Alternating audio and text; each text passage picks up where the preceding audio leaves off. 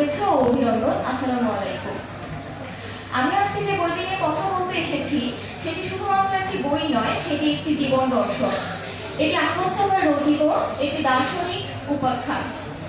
আহমদ ছফা এই বইটির মাধ্যমে দেখিয়েছেন পুষ্প, বৃক্ষ এবং বিহঙ্গের মাধ্যমে মানুষ কিভাবে প্রকৃতির সাথে মিশে যান।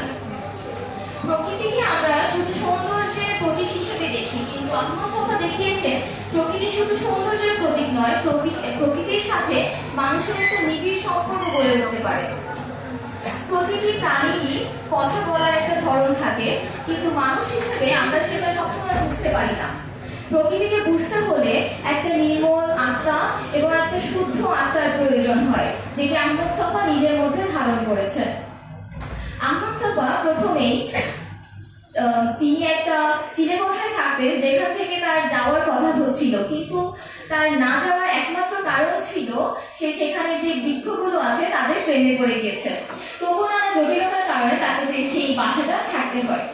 যখন সে একটি 4 তলার চিলেকোঠায় ওঠে, তখন সেখানে আবার নতুন করে পাখিদের সাথে এবং বৃক্ষের সাথে তার নতুন সম্পর্ক গড়ে ওঠে।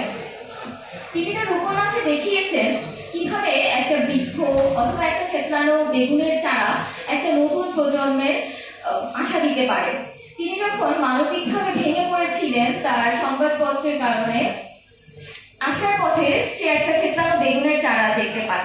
সেটা এনে যখন সে যত্ন নিল, পরদিন সকালে সেই চারা গাছের নতুন প্রজন্ম দেখে সে মনে নতুন আশা জাগে যে সে কেন উঠে দাঁড়াতে পারবে না। একইভাবে সে আমরা দেখতে পারি সে যখন আন্তর্জাতিক ছাত্রাবাসে থেকে ছিল, সে তখন জমি চাষ করেছিল, যেখানে সে প্রচুর পরিমাণে ফসল উৎপাদন করেছিল।